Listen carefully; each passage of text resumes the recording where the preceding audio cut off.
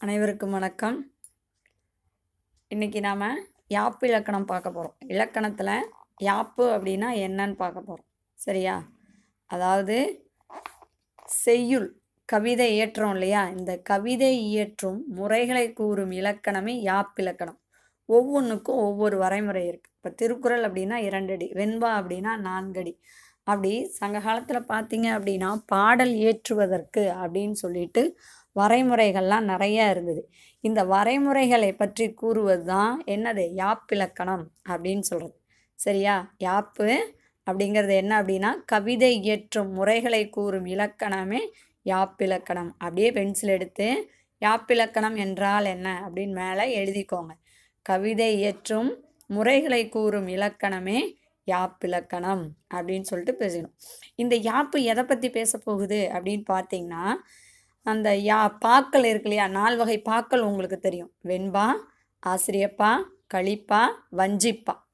இந்த 4 வகை பாக்களுக்குரிய உறுப்புகள் பற்றி விரிவாக பேசுகிறது தான் நம்ம இந்த இலக்கணத்தில் இன்றைக்கி நாம் பார்க்க போகிறோம். சரியா?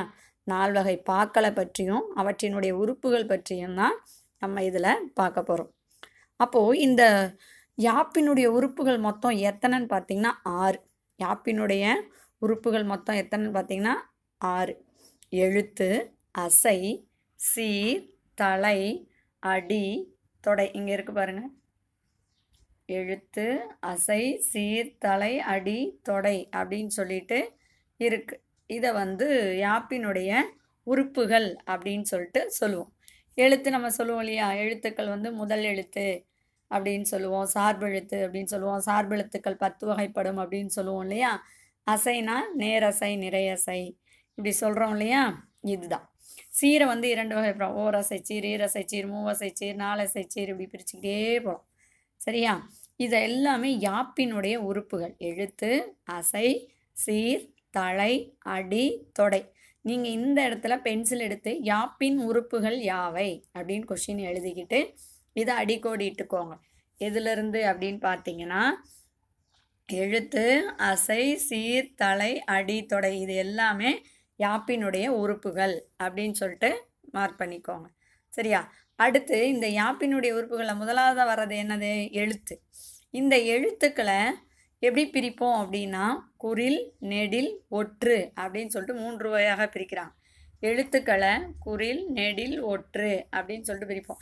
அது என்ன குறில், நெடில், ஒற்று அப்படின்னா என்ன அப்படின்னு பார்த்தீங்கன்னா, நமக்கு எழுத்துக்கள் என்ன தெரியும்? உயிரெழுத்து, மெய் எழுத்து தெரியும்.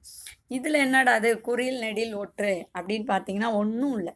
குறில் அப்படின்னா குறுகிய ஓசை உடைய எழுத்துக்களை என்னன்னு சொல்லுவோம்? குறில் அப்படின்னு சொல்லுவோம்.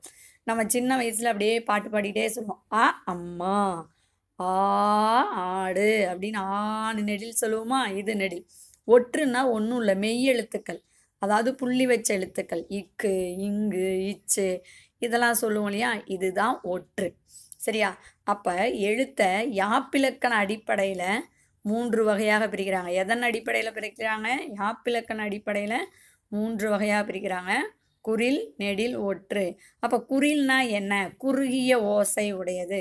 அது அப்போ குறிலுக்கு ஒரு மாத்திரை இருக்கும். குறிலுக்கு ஒரு மாத்திரை. இதுவும் உங்களுக்கு சொல்லுவாங்க.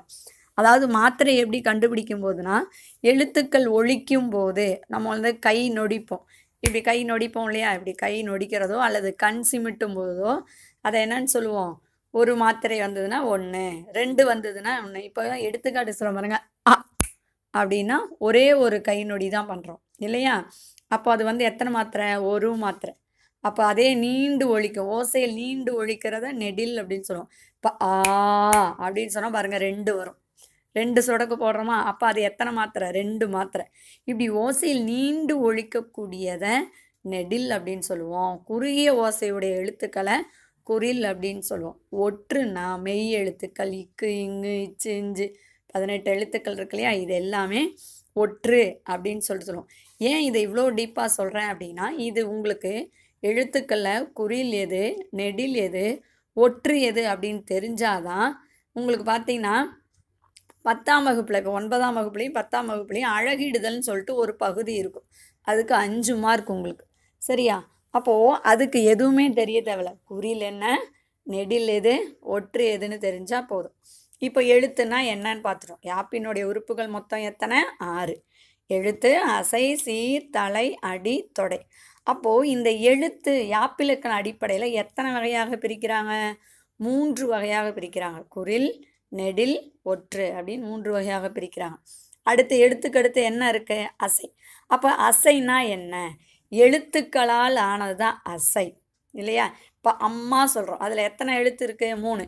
ஆ ஒரு எழுத்து, இம் ஒரு எழுத்து, மா ஒரு எழுத்து. இதை தான் என்னன்னு சொல்லுவோம்? அசை. எழுத்துக்களால் ஆனதை என்னன்னு சொல்லுவோம்? அசை அப்படின்னு சொல்லுவோம். ஒரு எழுத்து கூட இருக்கலாம், 2 எழுத்து. இப்போ கல்லாம் பார்த்தீங்கன்னா 2 எழுத்து தான். ஆ அப்படிங்கிறது பசு, ஒரு எழுத்து தான். இது மாதிரி இருக்கிறத என்னன்னு சொல்லுவோம்? அசை. இந்த அசையை 2 வகையாக பிரிப்போம் பாருங்க. நேரசை, நிறையசை அப்படின்னு சொல்லிட்டு 2 வகையாக பிரிப்போம். இப்போ உங்களுக்கு கேள்வி கேட்கலாம், அசை என்றால் என்ன? நீங்கள் பென்சில் எடுத்து இந்த இடத்துல எழுதிக்கோங்க. அசை என்றால் என்ன? எழுத்துக்களால் ஆனதே அசை எனப்படும். அதாவது ஓர் எழுத்தோ 2 எழுத்தோ நிற்பதே அசையாகும் அப்படின்னு எழுதணும். அதுக்கடுத்த கேள்வி, அசை எத்தனை வகைப்படும் கேட்பாங்க. நேரசை, நிறையசை அப்படின்னு சொல்லிட்டு 2 வகைப்படும். சரியா? இந்த அசை பிரிக்கும் போது ஒற்று எழுத்தை கணக்கில் வச்சுக்க மாட்டோம். இப்போது முதல்ல யாப்பு அப்படின்னா என்ன? கவிதை இயற்றும் முறைகளை கூறும் இலக்கணமே யாப்பிலக்கணம் எனப்படும். சரியா? நம்ம இந்த யாப்பிலக்கணத்தில் எதை பற்றி சொல்கிறாங்கன்னா, பாக்கள், 4 வகை பாக்கள், வெண்பா, ஆசிரியப்பா, கலிப்பா, வஞ்சிப்பா, இந்த 4 வகை பாக்களை பற்றியும் அவற்றினுடைய உறுப்புகள் பற்றியும் விரிவாக பேசுகிறாங்க. சரியா? இந்த உறுப்பியலில் யாப்பினுடைய உறுப்புகள் மொத்தம் எத்தனைனா 6. அந்த 6 தான் என்னென்ன? எழுத்து, அசை, சீர், தலை, அடி, தொடை. இந்த 6. சரியா? அடுத்து எழுத்துனா என்ன அப்படின்னு பார்த்தோம். யாப்பிலக்கண அடிப்படையில் எழுத்துக்களை எத்தனை வகையாக பிரிக்கிறாங்க? 3. குறில், நெடில், ஒற்று. குறில் அப்படின்னா நாம் ஒலிக்கும் போது குறுகிய ஓசையுடையதை குறில் அப்படின்னு சொல்லுவோம். அதாவது ஒரு மாத்திரை பெறக்கூடியது. நெடில் அப்படின்னா ஓசையில் நீண்டு ஒழிக்கிறத நெடில் அப்படின்னு சொல்லுவோம். ஒற்றுனா மெய்யெழுத்துக்களை ஒற்று அப்படின்னு சொல்லுவோம். அந்த மெய்யெழுத்துக்கு எத்தனை மாத்திரைனா அரை மாத்திரை. குறிலுக்கு 1 மாத்திரை, நெடிலுக்கு 2 மாத்திரை, ஒற்று மெய்யெழுத்துக்கு அரை மாத்திரை தான். சரியா? அடுத்து அசை. அசைனா என்னன்னு பார்த்தோம். இந்த எழுத்துக்களால் ஆனதான் அசை. என்னது? எழுத்துக்களால் ஆனது. ஓர் எழுத்து தனித்து நின்னாலும் பொருள் தரும். பூ அப்படிங்கிறது ஓர் எழுத்து தான், ஆனால் பொருள் தருது இல்லையா? இந்த ஓர் எழுத்தோ 2 எழுத்தோ நிற்பது அசை அப்படின்னு நாம் சொல்லுவோம். இதை எத்தனை வகையாக பிரிப்போம்? 2 வகையாக பிரிப்போம். நேரசை, நிறையசை அப்படின்னு சொல்லிட்டு 2 வகையாக நாம் பிரிப்போம். சரியா? அதுக்கடுத்து பார்த்தீங்கன்னா சீர் அப்படின்னா என்ன?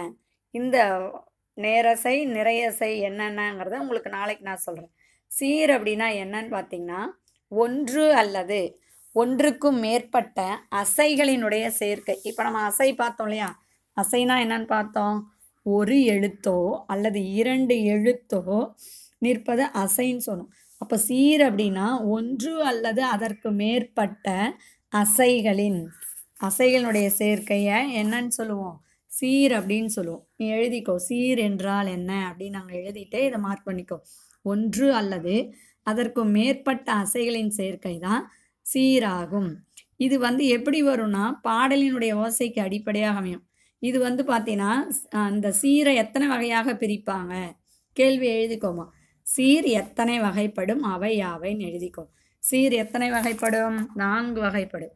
என்னென்னு பார்த்தீங்கன்னா இங்கே பாருங்கள், ஓரசைச்சீர், ஈரசைச்சீர், மூவசைச்சீர், 4 அசைச்சீர் அப்படின்னு சொல்லிட்டு 4 வகையாக பிரிப்போம். இதை நீ மார்க் பண்ணிக்கோ. ஓரசைச்சீர், ஈரசைச்சீர், மூவசைச்சீர், 4 அசைச்சீர் அப்படின்னு சொல்லிட்டு 4 வகைப்படும். இதை நீ மார்க் பண்ணிக்கோ. அப்போது இந்த நேரசைச்சீர் நம்ம அசையில் பார்த்தோம். நேரசைனா என்ன, நிறையசை அப்படின்னா என்னென்ன அப்படிங்கிறத நான் உங்களுக்கு நாளைக்கு சொல்கிறேன்னு சொன்னேன் இல்லையா? இந்த சீர் அப்படின்னா ஒன்று அல்லது ஒன்றுக்கு மேற்பட்ட அசைகளின் சேர்க்கை தான் சீராகும். அப்போது இதை எத்தனை வகையாக பிரிப்பாங்க? 4 வகையாக பிரிப்பாங்க.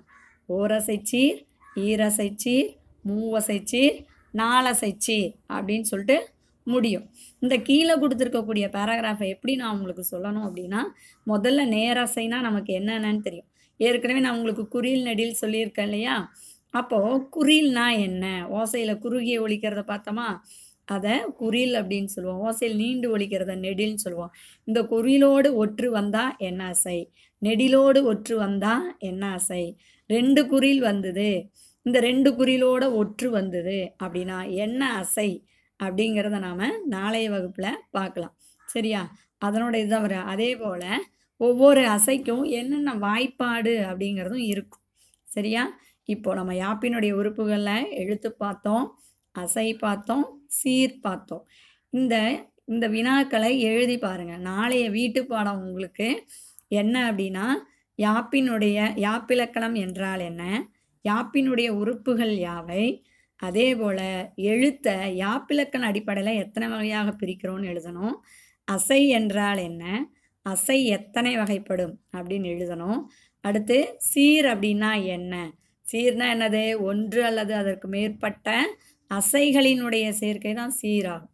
அதே போல் சீரினுடைய வகைகள் என்ன, ஓரசைச்சீர், ஈரசைச்சீர், மூவசைச்சீர், நாலசைச்சீர் அப்படின்னு இருக்கும். இந்த இலக்கணம் முடிகிற வரைக்கும் உங்களுக்கு வீட்டு பாடம் வந்து தனியாக கொடுக்க மாட்டோம். இந்த பாடம் நடத்தும் போதே உங்களுக்கு என்னென்ன அதாவது வீட்டு பாடம் என்னென்னங்கிறத உங்களுக்கு முன்னாடியே நான் இதிலே சொல்லிடுவேன். அதனால் இதை வச்சு நீங்கள் எழுதிடுங்க. சரியா? சரி மாணவர்களே, இது நான் நடத்தினதை ஒரு முறை எடுத்து நல்லா படித்து பாருங்கள். இதில் ஏதாவது சந்தேகங்கள் இருந்தது அப்படின்னா நீ என்னோட எண்ணிற்கு தொடர்பு கொண்டு கேட்கவும். சரியா? நன்றி, வணக்கம்.